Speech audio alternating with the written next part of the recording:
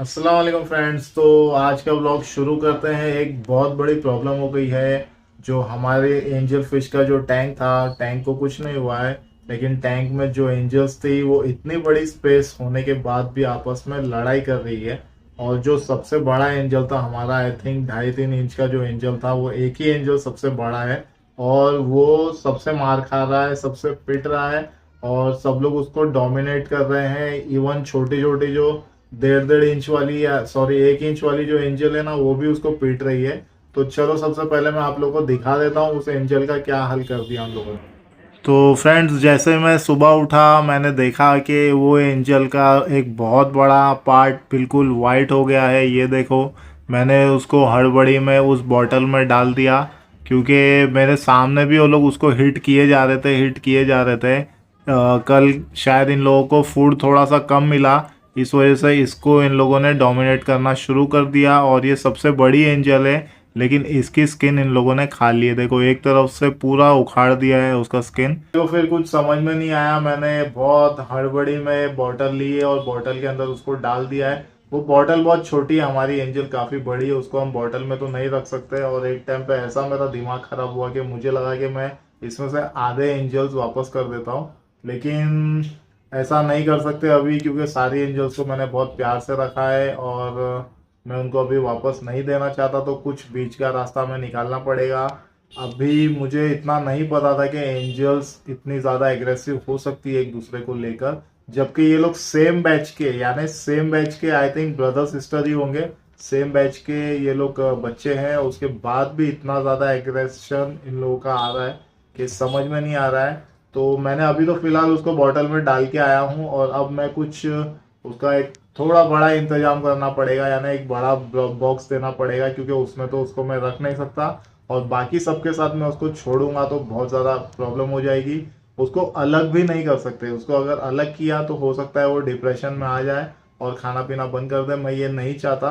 तो चलो कोई नई टेक्निक यूज़ करते हैं, मैं दिखाता हूँ। मैंने कुछ सोचा है।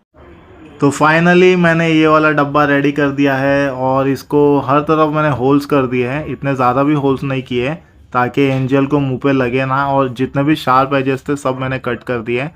अब मैं इसको उतारने वाला हूँ टैंक के अंदर और ये बड़ी वाली एंजल उसमें छोड़ देंगे। तो इससे क्या होगा, ये सारी एंजल्स उसको बीट नहीं कर पाएगी और वो एंजल जब तक क्योर नहीं होती है इस डब्बे में आराम से रहेगी। तो देखो उसका क्या हाल हो रखा है, उसको देख देख के मेरा दिमाग ख़राब हुआ जा रहा है। तो अब मैं इसको उस टैंक में उतारूंगा, इस डब्बे को, और एंजल को फिर इस डब्बे में शिफ्ट करेंगे। वैसे तो ये ठीक ठाक है, खा भी रही है और आराम से भी तैर रही है, इतनी इंजर्ड नहीं हुई। मैंने इसको टाइम पे सेव कर लिया। तो गाइस, डब्बा तो हमारा मिल गया है और अब इस डब्बे को टैंक के अंदर कैसे रखना है वो देखना पड़ेगा। हैंग करना है या किसी चीज़ से अटकाना है, ये मैं अभी डिसाइड नहीं कर पाया हूँ। और काफ़ी ज़्यादा सोचने के बाद ये वाला सल्यूशन मेरे को मिला है।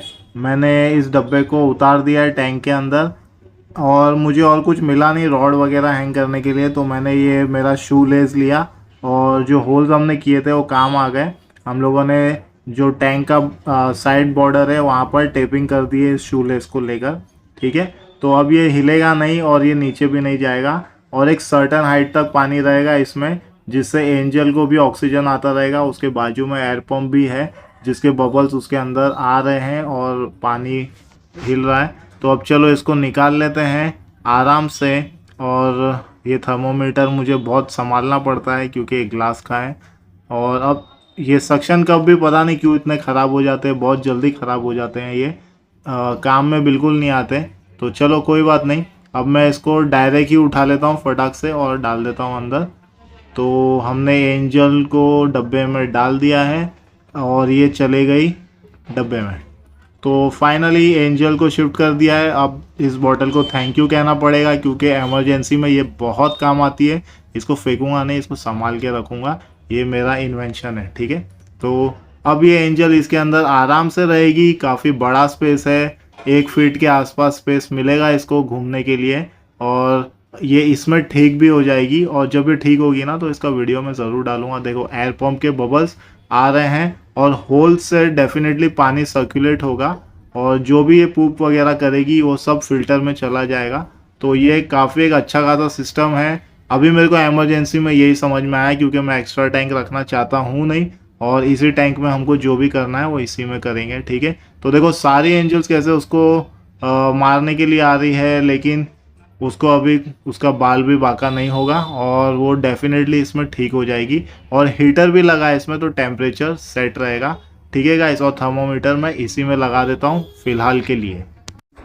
तो सुबह सुबह हम लोगों ने एंजल को तो शिफ्ट कर दिया उसके बड़े से कंटेनर में। अब वो उसमें अच्छे से आराम से तैरेगी। अब मैं रॉकी भाई को दिखा रहा हूँ, तो रॉकी भाई देखो मुझे कैसे देख रहा है। इसका पैलेट्स मैंने वहाँ पर डिब्बी में रखा है, और मैं इसको अभी नहीं देने वाला हूँ। पैलेट्स थोड़े से फूल जाए उसके बाद मैं दूंगा। अभी मैं नाश्ता करने बैठा हूँ, और नाश्ता करने के बाद ही मैं इसको इसका ब्रेकफास्ट दूंगा। तब तक ये मुझे ऐसे ही देखता रहेगा, और इतना टाइम में उसके जो पैलेट्स है वो भी अच्छे से भीग जाएंगे, सॉफ्ट हो जाएंगे। तब तक मैं ब्रेकफास्ट कर लेता हूँ, और ब्रेकफास्ट में है ऑमलेट, रोटी और चाय।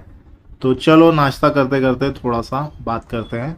तो कल रात को मेरे को सर्दी हो गई थी काफ़ी ज़्यादा, काम पे से आते टाइम पे मैं बहुत ज़्यादा भीग गया था। तो आज मेरा चाय पीने का मन कर रहा है बहुत दिनों के बाद, और साथ में है हाफ फ्राई ऑमलेट। हमारे घर में हाफ फ्राई ऐसा ही बनता है, तो देखकर ये मत बोलना ये हाफ फ्राई नहीं लग रहा है, क्योंकि हमारे घर के लोग ऐसे ही हाफ फ्राई बनाते हैं। वो क्या करते हैं, जो येलो वाला एग योक है ना, उसको भी सेक देते हैं या फ्राई कर देते हैं। तो ये है हमारे घर का हाफ फ्राई। तो हमारे यहाँ तो ऐसा ही होता है, ठीक है। तो रॉकी के फिश टैंक में मैंने एक अपग्रेडेशन किया है, चलो दिखाता हूँ। तो ये रहा हमारा रॉकी का फिश टैंक। तो इसका एक छोटा सा अपडेट दे रहा हूँ मैं आप लोगों को। कल मैंने जाग कर इसका जो बैकग्राउंड है वो वाइट पेपर से बनाया था, ताकि ये अब हमको ठीक ठाक दिखाई दे। फिर ऊपर का जो हमारा टैंक का रूफ है वो भी मैंने कार्डबोर्ड से बना लिया है। अंदर मैंने हैंग ऑन बैक फिल्टर लगा दिया है, ठीक है। और हमारा एयर पंप तो पहले से लग ही रहा है। तो चलो अब मैं आपको नज़दीक से दिखाता हूँ कि ऊपर का सेक्शन मैंने कैसे बनाया है। तो ये बिल्कुल कार्डबोर्ड से बना है, कट वगैरह करके।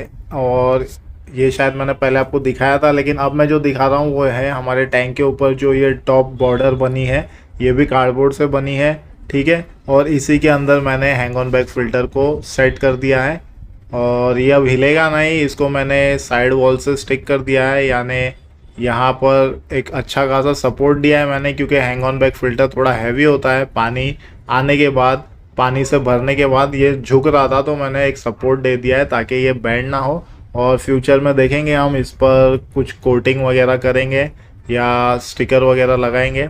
अभी तो मैंने इस लिड को भी कट कर दिया है, और proper hang on back filter इस हैंग ऑन बैक फिल्टर के ऊपर ये सेट हो रहा है, ताकि अंदर कोई कचरा ना जाए। साइड में ये थोड़ा छोटा हो गया है, तो इसको भी कट करना है। और पाइप के लिए मैंने एक अंदर होल किया है, जिससे पाइप नॉर्मली अंदर चले जाएगा और लिड ऊपर नीचे नहीं होगा, ठीक है। तो इसको भी मुझे अपडेट करना है। सेंटर में मेरे को एक विंडो काटनी है लाइट सोर्स के लिए।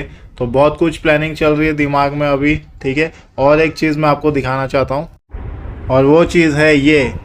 तो मैंने जेप्टो से अभी अभी एक एक्सटेंशन बोर्ड ऑर्डर किया है, और ये हमारे पहले वाले एक्सटेंशन बोर्ड की तरह नहीं है, ये सर्कुलर है, यानी ये डिस्क की तरह है। और इसका जो केबल है वो 5 मीटर लंबा होगा। तो ये हमारे यहाँ पर बहुत काम आएगा रॉकी के फिश टैंक के लिए, क्योंकि हमें बहुत सारे अप्लायंसेस इसमें चलाने हैं। तो ये एक परफेक्ट डील मिली मुझे जेप्टो पे, और इसमें 3 अप्लायंसेस चल सकते हैं एट अ टाइम। तो बीच वाला 3 पिन है, साइड में 2 पिन है। तो इसमें हमारा हैंग ऑन बैक फिल्टर भी लग जाएगा, हीटर भी लग जाएगा, और एयर पंप भी लग जाएगा।